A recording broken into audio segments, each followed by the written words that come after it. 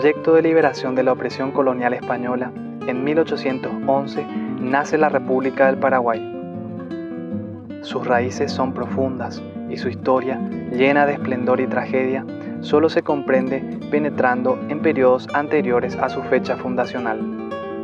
El Paraguay configura un pasado que destaca por la centralidad de la tierra en su desarrollo histórico, ya que desde tiempos remotos hasta la actualidad, la agricultura y la ganadería han sido las principales fuentes de sustento de sus habitantes.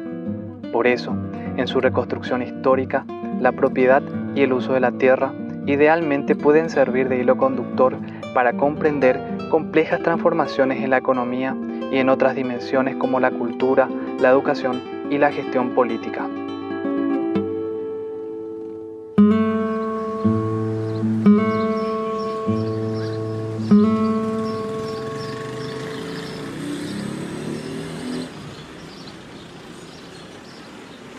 La historia paraguaya podemos dividirla en 4 etapas a partir de la mirada sobre el uso y la apropiación de la tierra que se dio, y a partir de ese uso y apropiación una serie de cambios en la producción, cambios económicos, en la forma de gobernar, de tomar decisiones, cambios políticos, y en la forma de pensar, o las ideas dominantes, las ideas predominantes en cada periodo, a partir de esa configuración, ¿verdad? En la tenencia y el uso de la tierra. Bueno, un primer dato es que Paraguay se urbaniza muy tardíamente. 1980, 1970 recién empieza a haber más población urbana que rural. O sea, Paraguay mantiene una población campesina rural durante mucho más tiempo que los otros países de América Latina. La tierra, en el caso paraguayo, es el factor productivo esencial para la generación de riqueza, de bienestar, de condiciones de vida para la población, porque Paraguay es un país, a diferencia de otros países, es un país donde la tierra constituye la principal riqueza. Paraguay prácticamente la mayoría agricultores, agricultora. Esa es nuestra profesión, esa es nuestra forma de vida, de pensar, de vivir, de comer, de alimentar culturalmente. Somos parte de la agricultura en síntesis, porque en la Yareco hay grandes fábricas, acá no hay desarrollar el capitalismo como en Europa, por ejemplo. Es distinto el caso de algunos países petroleros que, bueno, viven del petróleo y esa riqueza. Otros países como Chile, por ejemplo, son países mineros donde la explotación mineral adquiere el primer lugar de generación de riqueza. Y Paraguay no desarrolló un sector industrial. Paraguay no es un país industrializado. Entonces, al no ser un país petrolero, minero, un país industrializado, la tierra se constituye en el principal factor de producción. Y por tanto Paraguay, que tiene una tierra muy fértil, muy rica, muy buena para la agricultura, la ganadería, y otros recursos como el agua abundante, lluvias, bosques, biodiversidad, hacen que la riqueza en el Paraguay siempre se haya generado en el campo. No podemos estudiar la historia sin considerar las fuerzas productivas, las fuerzas de producción y cómo actúan estas fuerzas de producción. O sea, es muy imposible explicar el Paraguay y su historia si no analizamos las relaciones económicas. Y en un país donde lo que se ha explotado es la tierra, ¿verdad? Primero con los bosques, los yerbales, después ya con la agricultura, la ganadería, es lo que se sirvió como mecanismo de extracción de riqueza de nuestro país. Entonces es imposible explicar nuestra historia sin eso, ¿verdad? Por ejemplo, si vamos a hablar de países mineros como Perú, como Bolivia, es imposible hablar de esos países sin contar lo que pasó con su minería. Entonces la historia paraguaya queda marcada en los diferentes periodos históricos por la apropiación y el uso de la tierra. O sea, la forma de apropiarse, quiénes se apropiaron y cómo la utilizan han determinado incluso la formación de clases sociales, han determinado el bienestar, la riqueza en manos de algunos sectores, y en muchos casos ha determinado también la pobreza, la marginación de otros sectores, ¿verdad? Por no acceder a ellas, por haber sido expulsados de sus tierras, sus territorios. Y entonces se sintetiza la historia paraguaya en la historia de la lucha por la tierra.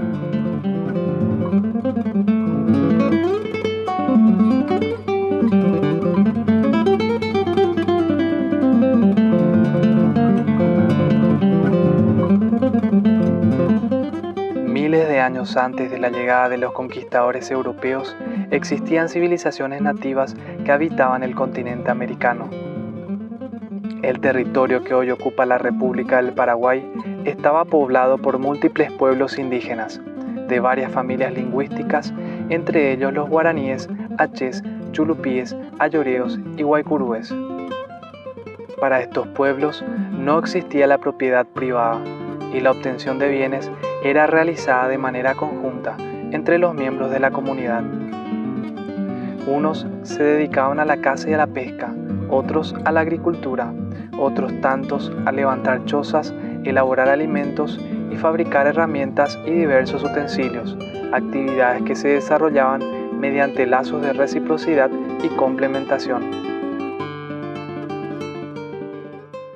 Bueno, el largo periodo neocolonial, ¿verdad?, que caracteriza al Paraguay ya desde 1870, obviamente ha generado una sociedad de excluidos, una sociedad de ricos y pobres, una sociedad de gente con mucho poder y mucha gente instrumentada, ¿verdad?, en los procesos económicos y políticos. Es decir, desde el término de la Guerra Grande, lo que ha ocurrido hasta ahora es el mantenimiento de una sociedad latifundista, ganadera, y una profundización de ese modelo con la dictadura de Alfredo Stroessner. Y hoy yo diría que vivimos una sociedad estronista, economía estronista, educación estronista, escuelas estronistas, instituciones estronistas, porque es el estronismo el que ha generado esta sociedad moderna última que hemos tenido y todo su sistema público. Pero es consecuencia de todo lo que vino sucediendo, digamos, desde la segunda parte del siglo XX, consecuencias del estronismo y consecuencias de la soja y los negocios de la tierra, ¿verdad? Porque finalmente estos militares de Stroessner no es que colaboraron gratuitamente para la paz. El precio para la paz, por ejemplo, en ese terreno fueron 8 millones de hectáreas malavidas, que se repartieron entre políticos y sobre todo entre militares, ¿verdad? O sea, no había tierra, no había bosque, la poca tierra que había la llevaban los ojeros con todos los daños colaterales que eso produce, y encima no producen mano de obra abundante, no reparten su riqueza, no pagan impuestos. Por supuesto, tenemos lo que tenemos. La economía paraguaya actualmente tiene varias características. Una es la enorme concentración de la tierra. Eso está en la base de la estructura económica y social, ¿verdad? Según el censo del 2008, el 85% de la tierra está en manos del 2,5% de los propietarios, ¿verdad? O sea, Paraguay tiene un nivel de concentración que lo coloca como el país de la mayor desigualdad en la tenencia de la tierra. El problema de la concentración de tierra es que se dejó sin el capital a personas, familias que producían alimentos básicos, que no producen carne para aportación o soja para aportación, sino que producían tabaco, producían algodón, producían qué sé yo, calabaza, piña, frutilla, productos hortícolas, ¿verdad? Y que en algunos casos tienen que pagar para seguir produciendo. Casi todos los productores de frutilla de Areguá alquilan sus tierras, por ejemplo. O sea, que la mitad del precio de la frutilla va para el dueño de la tierra. Estamos hablando de algo que está a 25 kilómetros de Asunción, ¿verdad? El objetivo, digamos, del capitalismo agrario es apoderarse de la tierra, que es el factor productivo, y para lo cual tienen que ir avanzando sobre territorios campesinos e indígenas, ¿verdad? Que son los territorios donde pueden avanzar. En un primer momento le ofrecen dinero para comprarle la tierra, ¿verdad? Algunos lo venden o para arrendarle, alquilarle la tierra. Otra forma de quitarles la tierra es por la fumigación, es por la contaminación del ambiente, que hace que las familias campesinas no puedan seguir viviendo allí porque se le mueren los animales, se le mueren los cultivos, se enferman los niños, empiezan a tener enfermedades, incluso malformaciones, ¿verdad? Empiezan a nacer bebés con malformaciones congénitas. Anda a querer reconstruir luego de una plantación de la soja la tierra para cultivos tradicionales. Va a tener que ponerle un estallido de minerales, porque bloquea todos los minerales, la soja, bloquea. Todos los minerales de la tierra se van para abajo. Ahí queda como una especie de plafón ahí que solo sirve para la soja. Así como el veneno solo sirve para la soja. Mata todo lo demás, pero solo sirve para la soja. Entonces imaginémonos territorios donde una hormiguita no puede vivir. O sea, una locura. No hablemos luego de serpiente, que la gente le tiene miedo a la serpiente. ¿Verdad? Pero ni un teyuí, nada puede sobrevivir. Estamos hablando de miles de kilómetros donde ningún animalito puede sobrevivir. ¿Verdad? Nada puede sobrevivir. Si eso no es un ecocidio, ¿qué es, verdad? Después ya hay mecanismos ilegales también, ¿verdad? Como falsificación de títulos, por ejemplo, o el propio INDER genera transferencias de títulos o derecheras de familias campesinas hacia productores de soja o grandes terratenientes, ya incluso violando leyes, ¿verdad? Con la connivencia de jueces, de funcionarios venales, de escribanos corruptos, que generan toda una rosca jurídica para ir despojando a los pequeños productores de sus tierras, ¿verdad? Después ya hay procesos también más violentos, ¿verdad? Ya con civiles armados, con matones, con guardias que hostigan a ciertas comunidades campesinas, ciertas poblaciones, y hay casos de asesinatos, ¿verdad? Hay casos de mucha violencia también, donde a veces son actores privados y a veces el propio Estado, ¿verdad? A través de la Policía Nacional, de un fiscal que ordena el desalojo de gente, de campesinos que incluso tienen títulos de propiedad. Pero bueno, con toda una mafia que está instalada en el Poder Judicial, se generan procesos en los cuales la gente va perdiendo su tierra y bueno, va quedando cada vez más concentrada. Los ayoreos están yendo a una reserva boliviana de 1 millón de hectáreas, porque dice, ahí están nuestros primos, acá nos están echando y ahí están nuestros primos, ¿verdad?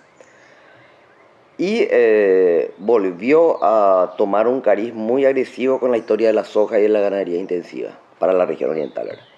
Entonces, tierras que estaban más o menos ocupadas o que eran fiscales fueron de vuelta apropiadas de una manera muy salvaje desde, qué sé yo, 1980 para adelante, ¿verdad? Y es un proceso que continúa hasta ahora, ¿verdad? O sea, Guajoriga ahora, Curubate ahora, o sea, es un proceso que tiene formas ya cruentas a comienzos del siglo XXI, ¿verdad? O sea, se está matando gente para quedarse con la tierra de vuelta, ¿verdad? Hay un destierro violento de la sociedad rural. Uno. Segundo, la idea de la frustración profunda del mundo campesino. Porque toda tu política de estados y comerciales están organizadas en torno a la alta ganadería o la gran ganadería o de los transgénicos. Entonces, todo ese otro mundo está desatendido. Todo lo que produce la gente del campo no tiene precio, no tiene nada. Entonces la idea de la frustración es muy fuerte. Otro mecanismo, digamos, es la pobreza misma, ¿verdad? La incapacidad de desarrollar una actividad económica rentable que le permita mantenerse en el campo por la falta de apoyo del Estado y abandonarlos, digamos, en una negociación desigual con los empresarios, con los acopiadores, con los supermercados, donde el campesino siempre está en una posición económica desventajosa, o sea, es el lado débil de la negociación, y sin un Estado que le garantice mecanismos de comercialización, de precios justos, termina perdiendo con su producción, termina no pudiendo pagar sus deudas, los créditos que van obteniendo, entonces muchas veces pierden su tierra por no poder pagar sus créditos, ¿verdad? Con una hipoteca y bueno, después pierden la tierra que queda a mano de una financiera, de un banco, a veces incluso del propio Estado paraguayo, ¿verdad? Entonces son múltiples los mecanismos, ¿verdad? Que van determinando que la tierra vaya quedando para el agronegocio, para los grandes productores, cada vez en mayor proporción y bueno, se acentúa el proceso migratorio hacia ciudades que no le van a dar la bienvenida, que no le van a ofrecer empleo ni condiciones mejores para vivir, y se va a generar toda esa espiral de pobreza y desigualdad que caracteriza a la sociedad paraguaya en la actualidad. Va el problema hoy, oye PA campesinos, oye PA indígenas, oye expulsar. unos cuantos problemas y problema la por ejemplo, el problema de la alimentación, cuál como momento consecuencias, es gravísimo ya neta. Alrededor de 710.000 hoy ñane compatriotas, ñane compueblano, pueblo, tanto campesino y urbano veoía, Ibareá, Doreco, hijo Uana. Para producir soja en 1000 hectáreas de tierra, necesitan un operario. Con un operario es suficiente para preparar la tierra, sembrar, cosechar, etc. Sin embargo, en 1000 hectáreas vos podés darle, no sé, trabajo a 20, 30 familias campesinas. Entonces, ¿qué es lo que ocurre con este modelo de monocultivo? Sometido, digamos, a las reglas mercantiles del imperio. Lo que se genera es desempleo y pobreza. O sea, campesino que se queda sin tierra, campesino pobre. Entonces, este modelo lo que hace es producir pobreza. Nosotros la alimentamos supuestamente a 70 millones de personas en el mundo. Y sin embargo, tenemos los niveles de pobreza más grandes de Latinoamérica. Más que Brasil, que Bolivia. Históricamente, Bolivia siempre estuvo en el último lugar, acá en Sudamérica por lo menos, ¿verdad? Ahora nosotros le ganamos a Bolivia en generación de pobreza y miseria. Bolivia está encima de Paraguay. Entonces, este modelo lo que hace es generar pobreza, desempleo, miseria, etc. Y riqueza para unos cuantos, a una élite, a un grupo pequeñísimo. Te doy el ejemplo de la soja, yo creo que es el ejemplo así más palpable en este modelo agroexportador que tenemos. De migración se estima que aproximadamente unas 10.000 familias al año van saliendo del campo expulsadas por el modelo de los agronegocios, ¿verdad? Por la soja mecanizada, por la producción ganadera. Entonces hay un flujo de migración muy alto que va generando una urbanización periférica, una urbanización sin condiciones para el asentamiento de la gente, una urbanización en condiciones de pobreza. El campesinado y la población indígena viene a la ciudad, no encuentra trabajo, no encuentra un lugar donde asentarse en condiciones dignas y bueno, se generan los bañados de Asunción, se generan asentamientos en el departamento central con mucha población, mayormente sin trabajo, sin servicios básicos, muchas veces sumamente hacinadas, sin agua potable, sin acceso a condiciones mínimas de vida, ¿verdad? Mucha inseguridad en estos barrios que se van formando, los famosos cordones de pobreza alrededor de las principales ciudades del país. El problema es más bien modo de producción, ¿verdad? El agroexportador, mecanizado, que no contrata mano de obra, que funciona en clave, o sea, todo lo que produce va afuera, ¿verdad? No está produciendo alimentos para la población. Y ese modo de producción campesina que genera empleo, que genera trabajo para la familia que están cultivando allí o cosechando, generaba ya casi todo un pasado en este momento, ¿verdad? Y que al mismo tiempo producen para el mercado interno, ¿verdad? Y no están, o sea, está proporcionando comida a la gente, ¿verdad? O sea, por una parte trabajo para la población y por otra parte comida para el país, ¿verdad? Yo me acuerdo cuando la papa, el tomate, la cebolla, todo eso era baratísimo. Nosotros ya tenemos que despedirnos de esa clase de precios porque ya cada vez hay menos agricultura familiar, entonces cada vez los productos que nosotros consumimos vamos a ser más caros porque nosotros no comemos soja, así como soja. Comemos en forma procesada que tampoco no es lo más conveniente, ¿verdad? Sí. En comparación a los grandes sojeros, depende de producción de alimentos. Además, oye, producir, oye, envenenar, ñande población, oye, producción contaminada, con veneno. El pequeño productor, el campesinado, equilibrado. Por ejemplo, te diría hectárea de vive, nunca ando y agua. Es comparado con los sojeros. O barre, o repetir arroyo. siempre la campesino pe arroyo, yeré, o ellan de caagüe, y que o protege pe arroyo. En comparación, los grandes sojeros, o barrendo, o tipaite, o mopeno. La gran producción agroexportadora lo que hace es talar todo y mata animales, pájaros, vida silvestre, envenena agua, destroza medio ambiente, ¿verdad? O sea, la economía campesina también es como más conservadora de recursos naturales o de patrimonio natural que la economía agroexportadora, ¿verdad? Tenemos arroyos contaminados, tenemos vacas que mueren, cultivos que no pueden crecer al lado de la soja.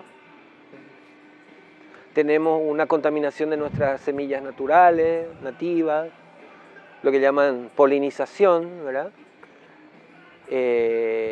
Y sobre todo tenemos un páramo gigantesco. Es un desierto verde.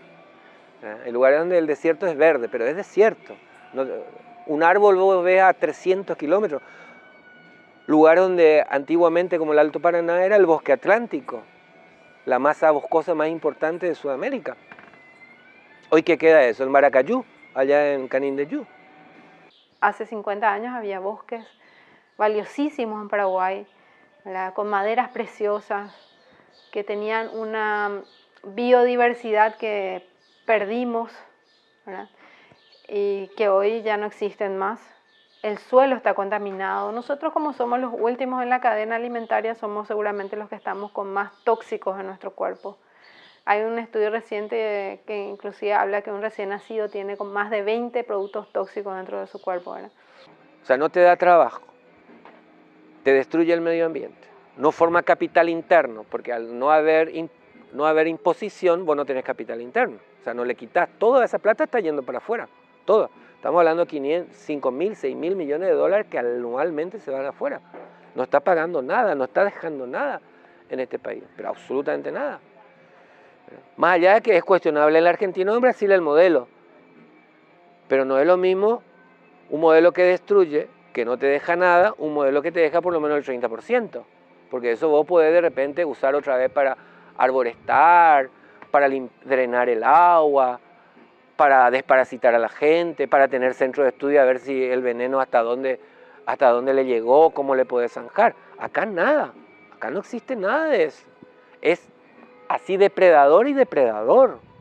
Tenés que salir huyendo de esos lugares, de esos territorios. Y olvídate del Estado, porque el Estado es de ellos. La policía va a venir a joderte a vos que estás demandando eso. Te va a investigar a vos y te va a responsabilizar de ser invasor de tierra, apoyo logístico del EPP. O sea, es tremendo porque el capital te deja tan huérfano de todo, ¿verdad? De todos los aparatos institucionales. Los jueces, los fiscales, la policía, todos son de ellos, de ese modelo, todos.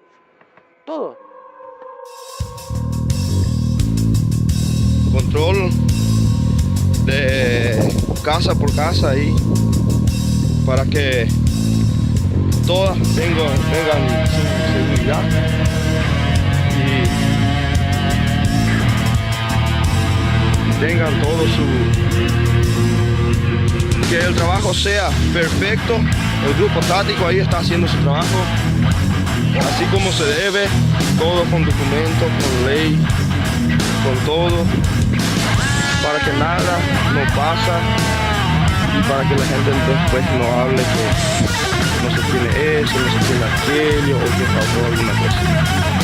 Todo por ley, porque tiene todo documento, estas propiedades tienen todo dueño y entonces se está haciendo así como pidió el gobierno Cartes. Todo bien hecho, en forma.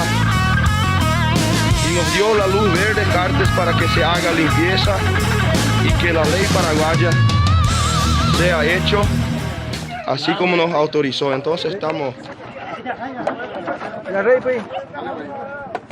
Señor Alina, dice, Alina, señor, Alina.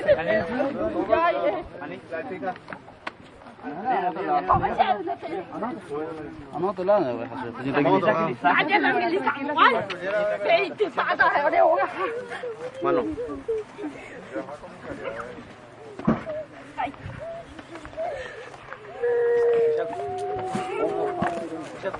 Así no.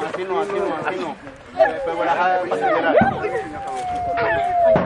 Ya está.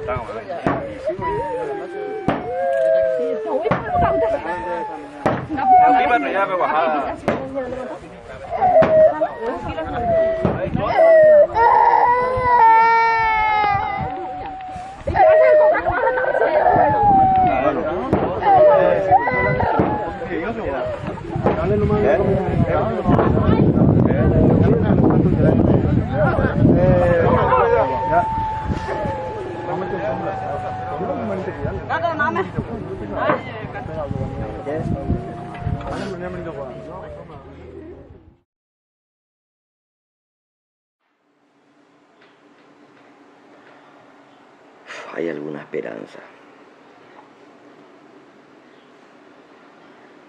Supongo que el día que la gente se enoje va a haber esperanza.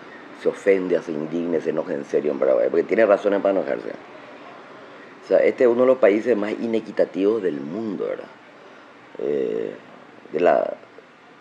De los peores gobiernos de América Latina, ¿verdad? Que otra vez un continente de malos gobiernos, ¿verdad? Sin respeto por la vida, sin respeto por el medio ambiente, o sea, hay demasiadas cosas por las que enojarse e indignarse en Paraguay. El día que la gente reacciona, salga de la cuestión clientelar, mendicante, puede haber esperanza, si no, no. Si no, no hay ninguna, o sea, no. Pero eso depende de la gente, depende de la ciudadanía. Yo creo que tenemos que cambiar, pero los que están en el poder no quieren cambiar para nada. No es que ellos ven que esté mal el Paraguay. El Paraguay para ellos está perfecto. Si se están volviendo ricos con este Paraguay, no van a cambiar absolutamente nada, ¿no? Entonces, no es una disputa de cambiar por cambiar nomás, como diría la canción, sino de una disputa política. Es decir, qué modelo de Estado queremos, qué modelo de desarrollo queremos, qué modelo de país queremos, ¿no? Qué modelo de región queremos.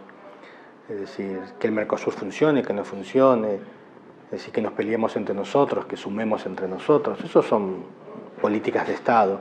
Si queremos saber qué opinan los congresistas, por ejemplo, en relación al tema de la tierra, y la mayoría defiende los intereses de los ganaderos, de los ojeros, de los latifundistas. Entonces ellos están representados en el poder, lo mismo que en el poder ejecutivo, lo mismo que en el poder judicial. Por ejemplo, en nuestra historia reciente tenemos la historia de las tierras malavidas, que son tierras que se dieron a personas que no eran sujetas de la reforma agraria en la época de Stroessner. El Poder Judicial tendría que revertir esas tierras otra vez a favor del Estado y usarlas para la reforma agraria, cosa que hasta ahora no sucede. O sea, vemos cómo los dueños de las tierras en Paraguay son los mismos que administran el Estado en sus tres poderes. Y por supuesto que también en lo que se refiere a los gobiernos locales. Por eso es que nuestro país es un país sumamente desigual, ¿verdad? Porque esa mala distribución de la tierra que hay, que es una de las pocas en el mundo que es de esa forma, se refleja también en los niveles de pobreza y la concentración de la riqueza que tenemos. Y vos te fijas en la producción legislativa de los sucesivos parlamentos paraguayos, incluso la transición, y es en contra de controles ambientales, es en contra de las expropiaciones, es en contra de la redistribución de tierras. O sea, legislan para los propietarios, ¿verdad? Para los grandes propietarios, no legislan para la gente. Entonces, hay esperanza para Paraguay, por supuesto. Es decir, hay posibilidades, hay capacidad en seres humanos y en naturales como para desarrollar otro tipo de industrias y desarrollar, etcétera. Pero estamos muy atrasados, ¿no? Es decir, la desigualdad que hay en Paraguay no tiene nombre. Hace falta que la población paraguaya tome conciencia de la situación en la cual estamos, de la historia de la cual venimos, del lugar que ocupamos en la economía mundial, del rol que tenemos en la globalización, que nuestra población tome conciencia de ese lugar donde estamos como sociedad, de cómo llegamos aquí, y que a partir de esa conciencia, de ese conocimiento, de esa formación, pueda empezar a organizarse a nivel de barrios, a nivel de vecinos, a nivel de asentamientos campesinos, a nivel de estudiantes universitarios, secundarios, a nivel de trabajadores, a nivel de desocupados, en todos los niveles.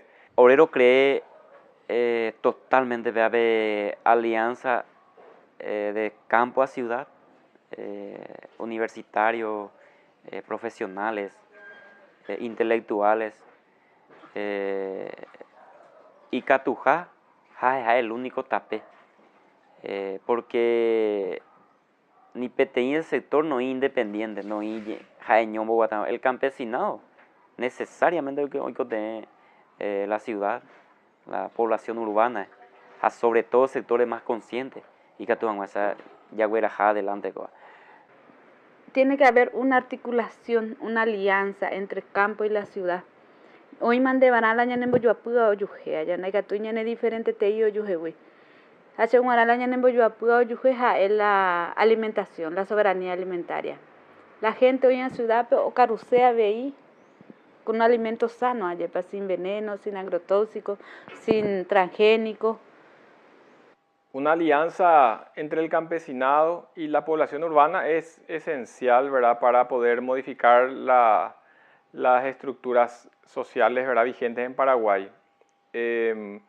Hoy en día la población rural en Paraguay todavía es muy numerosa, más del 30%, ¿verdad? Sin embargo, la población urbana es mayoritaria. No es posible generar un cambio de sociedad solamente desde el campesinado organizado y movilizado.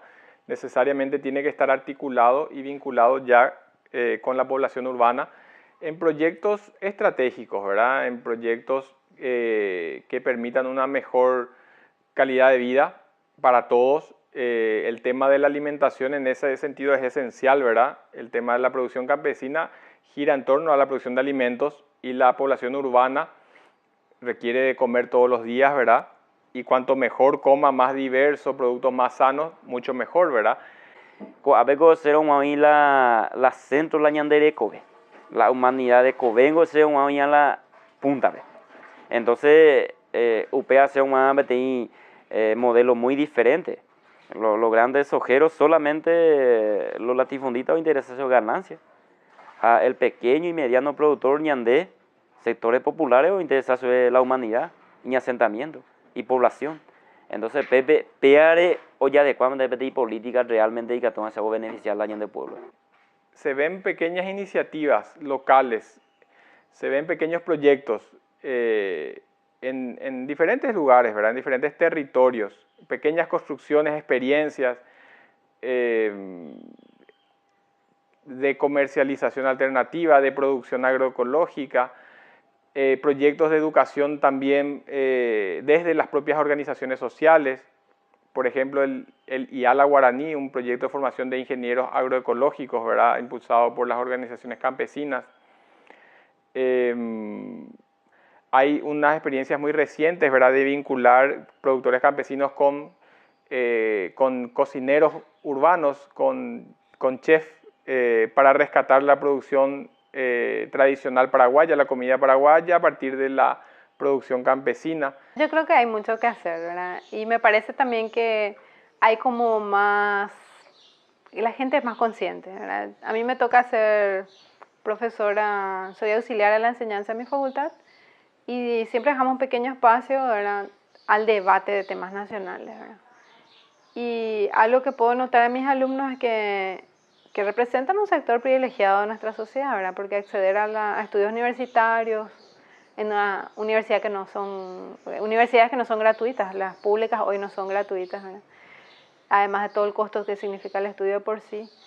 Pero ellos, por ejemplo, en su mayoría suelen estar de acuerdo con que se tiene que cobrar impuesto a la soja y que no puede ser que no aporten nada y que realmente es una barbaridad lo que están haciendo a nivel ambiental, ¿verdad? Entonces yo creo que hay como nuevas generaciones que por supuesto que en sectores mucho más afectados por estos fenómenos su conciencia es mucho mayor, ¿verdad? O sea, yo creo que hay una de las cosas que es una tarea que todos tenemos que hacer, por eso es tan importante que Base IS haga este tipo de documentales, es que la gente tenga información y sepa que hay cosas que se pueden hacer. Hay hechos a nivel mundial, no solamente en Latinoamérica, a nivel mundial, hay hechos que van ocurriendo y hechos muy llamativos e impensables, diría yo. O sea, en Estados Unidos apareció un candidato socialista, no sé en cuánto tiempo, apareció un candidato socialista, o sea, un candidato de izquierda. En Grecia, con Syriza, en España con Podemos, o sea, hay elementos, o sea, en el propio corazón del imperio aparecen expresiones de izquierda. Entonces hay esperanza, yo creo que hay mucha esperanza. En Latinoamérica nosotros tuvimos un periodo, digamos, de surgimiento de grandes líderes como Chávez, ahora mismo Evo Morales. Hay hechos, hay elementos. Naturalmente la historia no es una cosa lineal. La historia tiene avances, tiene retrocesos, pero hay una tendencia. Yo digo que hay una tendencia hacia el cambio. Yo creo que la gente busca el cambio. Naturalmente el imperio, el capitalismo no se queda con los brazos cruzados. Y bueno, y ocurren golpes de Estado acá en Paraguay, en Honduras, en Brasil. Pero la tendencia es hacia el cambio. Es un proceso de construcción social que requiere de paciencia.